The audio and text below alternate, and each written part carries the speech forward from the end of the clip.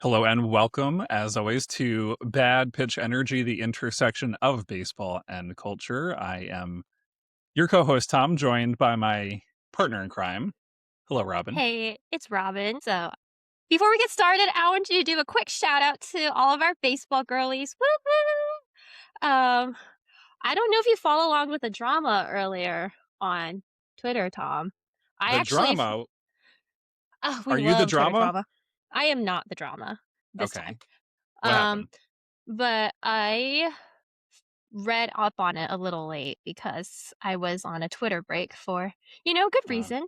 And I finally come Probation. back and all the baseball girlies were like doing a unity circle, and I'm like, oh, I want to get on this baseball girlies thing too. So shout out to all the baseball girlies. Hi, welcome to our pod. This is what we do for fun, not because we are trying to be influencers or anything, but this is just I a mean, space speak for us for to yourself, yap. Robin. I mean, I'm here to yap with my best friend, and we love to yap with all of our baseball girlies. But We essentially, do. I think there was one of the baseball girlies, Liz. She tweeted asking like, "Hey, any more other mutuals who are other baseball girlies?"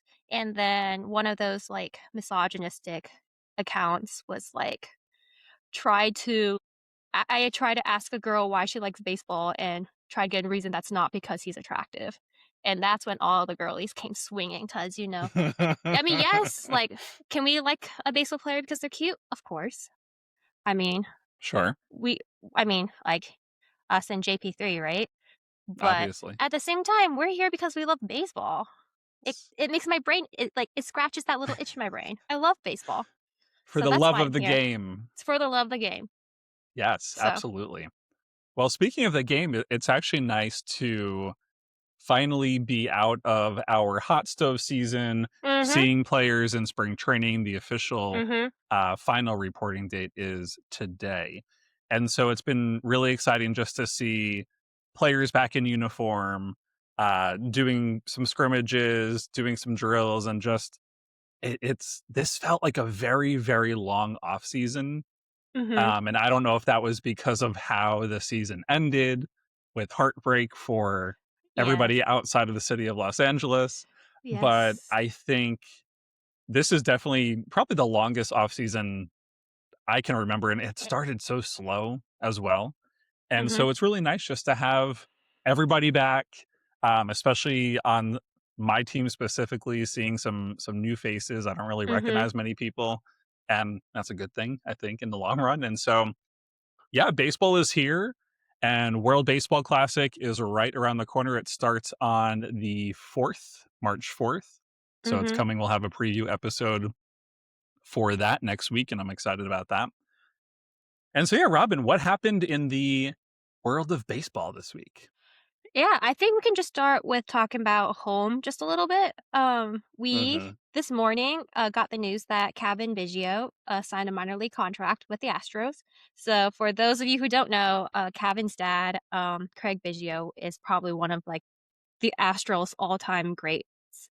And so if Cavan does get called up, this would actually be the third father-son duo to play on the same team. The first being the Griffies and the second being the Rains. So Hmm. Cool. let's hope he has like a great season and he can get called up. Just Yeah, for like I that mean, name he's alone. I think the name alone would be cool, and Mhm. nepotism is everywhere. Baseball is no exception to that. But yeah, he struggled in his career. I mean, he's 30 Yeah. years old, which is on the older side for baseball players, and he's kind of popped around from Toronto to LA to Atlanta to Kansas City, and he hasn't really made his mark anywhere. And so hopefully he can get it together. Of course, I think there's that extra layer of motivation of Mhm. being in your father's footsteps, but actually maybe not motivation. And I'm sure it's intimidating as well. Right. And so best of luck to him. And who else came That's back to Houston? Joey Loperfido. Welcome back, Yeah. J Lo. But That was so we that was unexpected. a fun surprise. I think it was a fun surprise, and it was definitely Yeah. a salary dump because what happened was 2 years ago, we traded away Joey Loperfido to bring back Yusei Kikuchi, so we would have some pitching depth in our rotation. And now this year we have traded Joey back and getting rid of Jesus Sanchez. I will say it. I am a little sad to see Sanchez go. I thought he was a really Mhm. fun clubhouse presence at the end of the year. I remember we were at that game. Was it when we were playing the Angels, I think? And he made a catch and he was on the big screen celebrating his own catch. Like, I just loved his vibe. Unfortunately, it didn't really translate well into the bat from when he was playing with the Marlins. Mhm. Um, but hoping Joey comes back and does well. Yeah. Yeah, I listen, I'm rooting for him, and I think he was in his, short career coming up, in Houston, an Astros favorite, fan favorite, and so it'll be good to have him back, and hopefully he can be productive, and be all the things that we want and need him to be Hmm. because the outfield for Houston is still looking a little shaky, to say the least, and I think he could be a big part of that, uh Hmm. updated, new and improved-ish outfield in Houston. So I'm excited about that. We'll see how it goes. Yeah, for sure. I mean, we do have the exciting whites, right? I mean, Yeah, we need Jake we need to Myers, we need to liven it up out there a little bit. Joey I don't know. Loperfido. Yeah, Who we else we need is to season it up out we there. do need to season up? Um, We but need we'll our be fine. own We'll be we fine. need our own 39% Hispanic contract. Yeah, yes. Get that Juan Soto clause on every team. Seriously, look what it did to the Mets. Well, let me Um, talk about a team that I needs that clause more than anything. And mm, that is the fraternity brothers on the Philadelphia Phillies. Now, disclaimer going into this conversation, I hate the Phillies. I hate the Phillies organization. I hate their players. Their fans are the worst fans in any sport in any city. So I do have a bias when it comes to this. However, the dysfunction coming out of Philadelphia as we head into spring training has been absolutely beautiful to see. And there was a story that came out this week that mhm, was, it's one of the reasons why we do a podcast that's, yes, focused on baseball, but more so focused on the storylines of baseball. And that was mhm. Nick Castellanos, who suddenly was not invited to spring training anymore for the Phillies. The Phillies just said, Right. hey, dude, stay home. We don't need you Don't here. We come don't want in. you here. Yeah, don't come to work, but we're going to pay you because they still owe him $20 million to play or not to play baseball this year. And Mhm. so what happened was there was apparently kind of drama all year long with him, but it really came to a fever pitch last June in Miami. And he apparently was taken out of the game, and a lot of his friends and family were in the stand. I don't know, maybe he's from the Miami area or Florida, and so a lot of his folks were there. And so he was benched, I guess, for performance or, not Mhm. hustling, whatever it may have been. And he went into the locker room where apparently there's, I don't know, a fridge with beer just there. And he got a beer and went back into the dugout and sat down. Um, and I'm Right. surprised that in 2025, in the age of social media, that this wasn't caught on Much earlier? camera at some point. Yeah, like Yeah. I'm just surprised because the guys are very conscious. They know that everything they're Right. doing is being Is televised. right. And it was really weird that we got the beer story from him writing a handwritten letter that he posted pictures of. I will say, to be fair to him, I do appreciate a good handwritten letter because it does with Yes. his little 4th grade handwriting, because it Yes. does remind me of, like, when you're in elementary school and you get in trouble and you have to write why you're in trouble. So it was a little nice throwback to that, but I also did not read like AI. And there have been Well, many players who gave who give AI responses. So I do give him props to that. mhm. But besides that, Yeah. apparently that wasn't the full story either, because I think there was an article published the same day where basically all of his teammates were like, "Yeah, we don't really fuck with him because he was not a team player. Yep. He didn't hustle. Terrible defense. Terrible bats. Like if you know you're a if you're not helping the team, like, obviously, they're gonna pull you out, and they don't like the Yeah. attitude that he had, essentially. Well, and So a couple of things on that, Robin. Number mhm. 1, props for it not being AI. Number 2, props for it not being a notes app screenshot. So I think that's Yes. already already that's important. I do wanna read can I read the note, though? I have it Yes, up. I wanna I absolutely. it's so interesting, so I'm gonna read it real quick. Okay. Title, Miami Incident. Okay, apparently I need to address the Miami incident. As one of my friends on the team has informed me, there is an article waiting to come out without my consent or comments about this situation. So I'm just going to share this myself. As a veteran of the game of baseball, there are rules, and I broke one in Miami. After being taken out of a close ball game in front of my friends and family, I brought a Presidente into the dugout. I then sat right next to Rob, the Phillies manager, Rob Thompson, and let him know that too much slack in some areas and too tight of restrictions in others are not conducive to us winning. Shout out to my teammates and Howie, I think it says, for taking the beer out of my hands before I could take a sip. I appreciate you guys. After the And game, I went into the office with Dave and Rob, Dave being the president of baseball operations in Philadelphia. We aired out our differences, and the conversation ended with me apologizing for letting my emotions get the best of me. I would like to note that I was ready, and then um, you see his finger mhm. kind of holding down the paper, which is interesting. Next page to share the details of this incident in its entirety to the media the next day, but was instructed not to by management. The punishment I received for my actions was being benched the following game.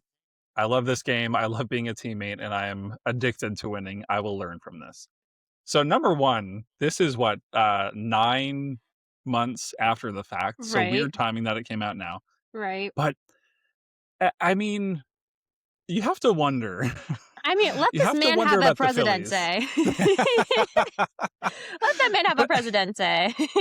you have to But wonder, though, the Phillies they've been a very decent team over the mhm, last I'll mhm. even say the last decade or so, You're but right. for whatever They had reason, a they have not very come together. close no, I would say, like, even 2022, that was, like, the closest that they were going to probably get to a ring. Like, they had a very Right. solid core going, Yeah. but, This like, was they've been falling interesting. I apart.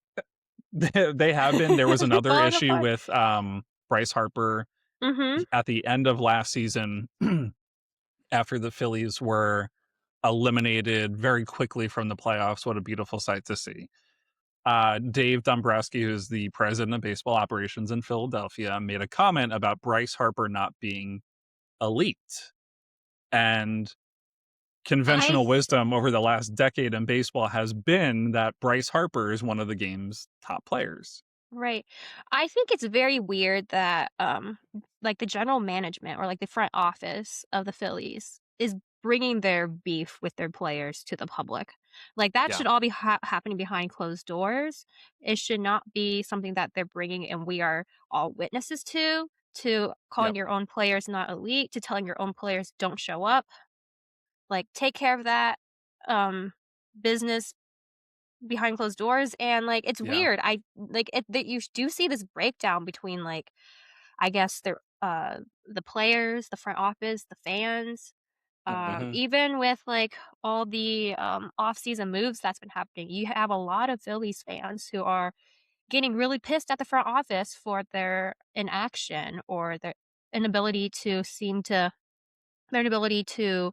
bring in, like, good players who want to, go out and win a world Mm, championship. mhm. So Yeah, and the fact that it's been lingering, from the end of last season now into spring training, of course, Bryce Harper was, famously shown on social media with the mhm, "not elite" shirt, which, was a little bit of a mhm, dig, and then he gave his first interview of the season a couple days ago, and he was still commenting on, how the comment that was made by Dave mhm. Dombrowski bothered him, and so just weird vibes. And as a Mets Right. fan, where normally it's LOL Mets and the dramas surrounding them, Mhm. I am living for this. I am so living for this. But there's also some other weirdness that comes out of this gang of fraternity brothers, and I say fraternity Right. with the ph prefix. But Robin, what else is going on with the Phillies?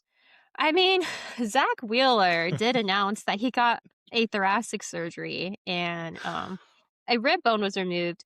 And I think there were jokes flying around after that because there because Bryce Harper has been going on his this weird alternative medicine quest where he's like doing like blood transfusions, he's Mhm. drinking weird shit. And so Yeah. some fan was like, um I'd say, like, why does Zach Wheeler announce this? Because we know Bryce Harper is going to turn it into a rib bone broth soon. So it's just like weird jokes, weird vibes all around. Um, I guess last note to mention with the Castellano stuff, he did get picked up by the Padres, like very Yeah. cheaply, because Mhm. they're going to pay him league minimum, and the Phillies will pay out the rest of the contract. But Yeah. yeah, just Smart.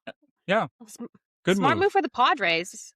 He still has a But lot to offer as a Major League mhm, Baseball player, and so I think a fresh start for him will be great. right. Someone who is not getting a fresh start, I don't think ever, is Emmanuel Clase, Mhm. closing pitcher for the Cleveland Guardians, or at least he was the closer for the Cleveland Guardians.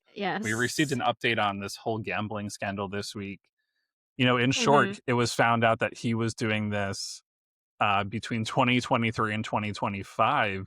I think notably, he was also doing it in the 2024 playoffs in the American League mhm. Division Series in which he pitched. And so just really wild to see. And, you know, you're reading the articles about the play by play of when he did it. And there is then a video clip of the broadcast of him doing Mhm. exactly what they're saying he did. It's Right. just wild. But it also makes me wonder, Robin, over the next few months or years, are we going to find out that this was a more widespread problem in baseball?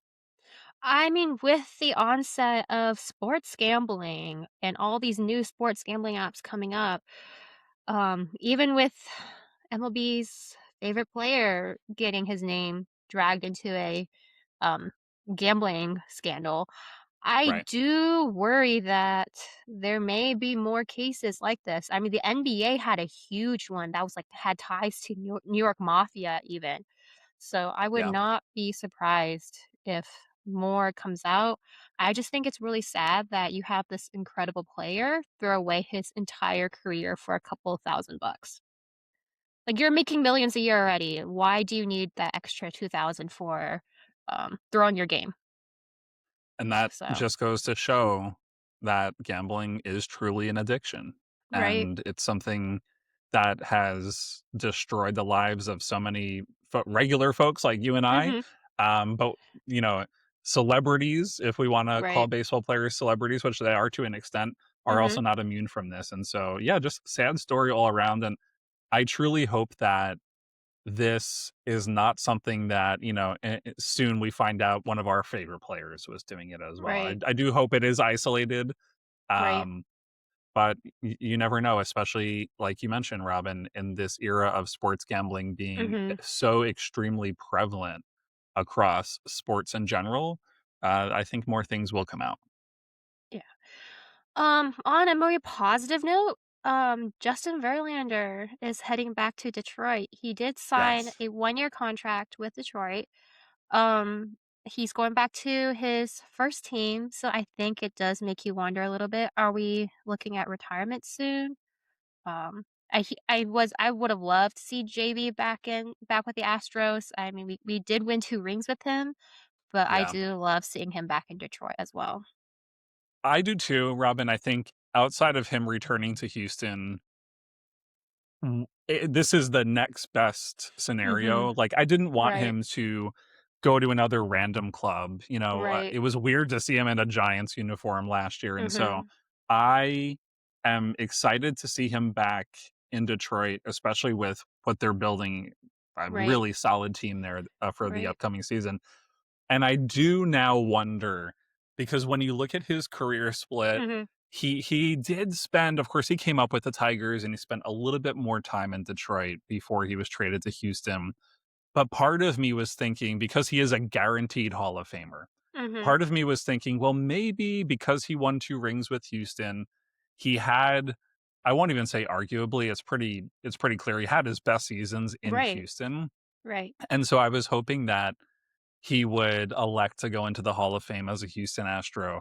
I Right. do think now him signing with Detroit on a 1-year deal would likely or probably will likely be his last season in baseball. Mhm. I do think this is a nice sort of homage to his career, and it Right. does increase the likelihood of him going into the Hall as a Detroit Tiger or nobody on his cap, which of course he can also elect. Right. But yeah, we will definitely miss Verlander's leadership. But if you do look at Detroit's rotation, I think with adding him on and his veteran presence, I think Detroit really is letting the whole league know that they are shooting for that ring this year. Yeah, So I love it. We love to good see it. move for them. I'd love to see it. Finally, I mean, since we did mention that World Baseball Classic was coming up, and with all of the pitchers and players reporting to spring training, this is when we also get the news about all the injuries. And Thomas, what the hell is a hamate bone? So is that how Like, you you say it? have Is a it broken hamate bone? Hamate? I'm pretty sure it's a hamate bone. Like, you have a broken Okay. hamate bone. I have a broken one. My mom has a Well, broken one. Everyone has that one. I don't understand. It was all of a sudden, I think it was like earlier in the week, we get we're getting these alerts from MLB. Corbin Carroll, D-backs outfielder, has a fractured hamate. I thought it was hamate, but I don't come to me with pronunciation expertise. So he broke his hamate bone. Then it was Jackson Holiday. Then it Yeah. was Francisco Lindor. And I'm like, what the hell is this Yes. bone? And why is everybody Apparently, it's, like, right here, like, on your finger, like, in your hand. It's like a little hook-shaped, like, bone that's in okay? this area, and I think if you're an active athlete, apparently it's a very easy bone to break. Okay. Um, yeah, Huh. So if you're not so watching this on video, describe it to folks. You're a little bit okay, more so medically inclined to me. essentially, for those who are just listening on audio, your hamate bone is a small bone that is it's a it's on the pinky side of your wrist, and it acts like as an anchor for your ligaments and your tendons. So, Ooh, apparently, like, that's frequent, important. like yeah, so it's frequently injured by just, like, on impact, so, Hmm. um, like, it's in the palm, actually, in the Yeah, palm right here. that's crucial. So, I mean, I guess they may have been doing their own, like, trainings off season and Yeah. hit it or something, but Weird. Very odd. yeah. Not good, and especially when you look at, at least Francisco Lindor was trying to play in the WBC, didn't get health Right. and or not health insurance, but insurance for his contract. And by the way, it was confirmed. I don't know if you saw Mhm. Robin that Bad Bunny did in fact offer to pay for Right. Carlos Correa and Francisco Lindor's Right. insurance. Correa confirmed that in an interview. But And I essentially, think he was what he said mhm. was that he reached out to the team Mhm. and to his agent, and essentially it wasn't sufficient. And so his even Scott Boras, who is his agent, was like, yeah, this is a huge risk if you do it. You're Right. jeopardizing your career. And so it was just not something that he could justify, and understandably so. Right. But, I mean, now with the knowledge that we know, it's probably a good thing that Francisco Lindor didn't, um, isn't playing in the Yeah. WBC because we would like to see him healthy for opening day. Yes, and I'm hoping, I mean, I think they caught it just in time, but Mhm. you also have to know with the Mets, if something can go wrong, it will go wrong. And so I Yeah. am cautiously optimistic, but emphasis on cautiously. Yeah, I mean, with our Astros and our history of injuries, last year that sparked a complete turnover in, like, staffing, um, Yeah. and the news of with Josh Hader not being quite ready yet, Yep. um, there's some news of, like, I think, Yiner hurt his ankle. I just want to make sure that there's, like I think as Astros fans, we wanna make sure that this year there's also full transparency with how our, players are doing and hoping that our medical staff can keep everyone healthy. Here's hoping. I don't know if they need to like Sage Dyken Park or something. They're getting a new field, some new grass I put in, so mean hopefully that can help. rename it and bring back Minute Maid. Bring back Minute Maid. None of these issues seem to have happened when it was still named Minute Maid. It was only when Yeah, it turned to Daikin when that should all hit of the the fan. shit hit the fan. So, Yeah. I mean, we say that in Oh boy. jest. We do like our new sponsor. Thank you for bringing us more Asian players.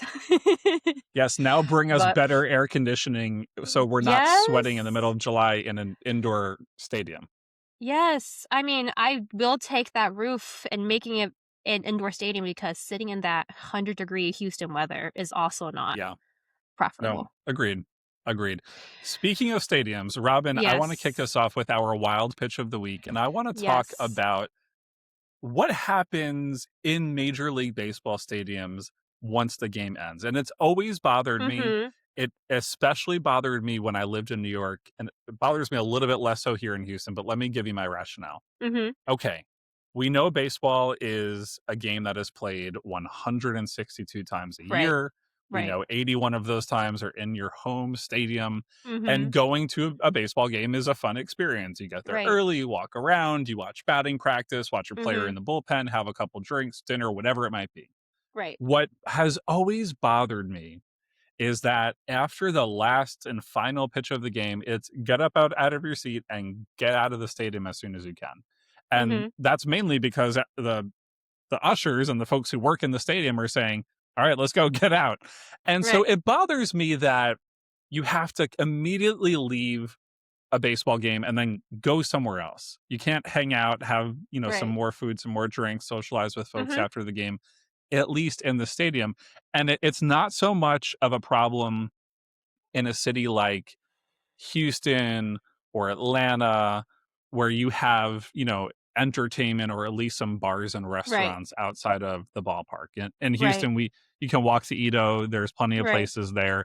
In Atlanta and in Arlington, they have like Mhm. a little city literally built around the stadium where there's Right. tons of things to do. And so in there, it's not a problem. But like in New York, City Field in Queens, there is literally nothing to do. There, it is empty. There were Mhm. chop shops that were there that just got knocked down. Now, eventually, we're going to have entertainment and things to do there, but there's nowhere to go after a game but go home or drive Mhm. 20 minutes, 30 minutes somewhere, or take a train 20 or 30 minutes somewhere. And so I wish that they would leave at least some parts of the stadium accessible after the game. Now I know they have to Mhm. go and clean the seats, and that I do think Right. we should Right. have to clear the bowl, for lack of a better term. But leave the concourses open, play some music, reopen some of the concessions, like just let people socialize because number 1, there is such a huge opportunity in my opinion Mhm. for more revenue on Right. their on their On part their end, to be yeah. earned. And number 2, just let folks socialize and enjoy the experience. Now, I'm not saying do this on a Tuesday night in April, Right. but I am Right. saying maybe try this. I mean, we know Astros games are always Mhm. packed. Try Right. this on a After, like Friday or right? Saturday. I mean, we do Yes, have the Friday night, fireworks, so I think this would be perfect to pair with Friday night fireworks because you're pair it, already try having it out. people, like, stay later anyways. Why not have some popcorn while you watch the Yeah. fireworks? Something. I Just mean, let folks something. socialize and enjoy the Mhm. experience more because now, in the era of the pitch clock, games are much faster. You're not at the Right. stadium as long. And so Mhm. that is my wild pitch of the week. Let's leave stadiums open for an after party, especially if it's a Mhm. great win. Let's try it out. Robin, what's yours? Right. Alright, so I think mine falls in a similar theme in the sense that why do kids get all the baseball, like, benefits? Like, why are they the buddies? And I am like, why am I like I mean, okay, I do kind of understand, but why am I as an adult not allowed to buy into this like membership, this fun membership too, and like be allowed to like run the bases or get their little merch and little benefits throughout the year? Like I see the little kids with their little orbit hats, and I want an orbit hat. I like okay, this is a sidebar, but like Astros merch people get orbit hats. You know, like my little fuzzy like Chewbacca Wookiee hat that I love to wear all the time. I Mhm. want that with with like an orbit print. I want an orbit green. I want the little baseball ears. I want the little face instead of the H. I want the little face, the eyes. I want an orbit hat. So why does a kid get an orbit hat because he signed up to be a baseball buddy? But I, a paying adult who is willing to buy merch, I pay you money for merch. Why do I not get an orbit hat? Why can't I run the bases? I give you so much money every year. Why am I not allowed to have any of these benefits that you give the kids? All right, Valid, valid, and I that's my hope little that crash out. I didn't realize I was going to crash out over this. No, that's fair. I mean, it was something I never, as a kid, got to run the bases at Shea Stadium or Citi Field in New York, Right, and I still sit here today and I watch, the after it's either after the game or during the game or right. whatever it might be when they have this entertainment. I'm like, "I still wanna do this, and yes, am I I'm an over adult. 30? I want to Yeah, do it. but I wanna do Yes. it." I want to do Yeah, all these fun little things, but because I'm an adult, I'm supposed to not, I'm not allowed. I think I know. that's all I I want. agree. Let's change that, MLB, let's change it. Like, you have like, we're all paying adults here. Like, we pay for these tickets, we pay for concessions, we pay for merch, we pay for the jerseys, the hats. Like, why can't we every now and then get a little something something thrown our way? Throw us a bone, Well, MLB. Robin, I do hope that someone from, the MLB marketing team is watching this episode because they just got 2 great ideas from you and I on how to further monetize the product and increase revenue, so hopefully Right. they're not, but hopefully they're Hopefully they listening. won't. But like, Astros, please give me an orbit hat. Last year, I think you remember We this searched. too. We We searched. searched every single store for an orbit hat, and the most we got was like a little headband. Like, Yeah. I am Tough. begging you, Astros people, Tough, tough, tough. give me that orbit hat. Agreed. Let's make All it right. happen in 2026. And on that note, Robin, we will conclude another fun edition of Bad Pitch Picture. Energy. Tune in later this week for a special episode of the most underrated players in Mhm. baseball. As you'll recall, a couple of weeks ago, we Mhm. did the most overrated players. And now we will talk about the guys who should get more love and should get more appreciation. And I'm excited for that episode. Anything else before we close, Robin? Nope. I think we'll just catch y'all next time. All right. Thanks for Bye. watching Bad Pitch Energy.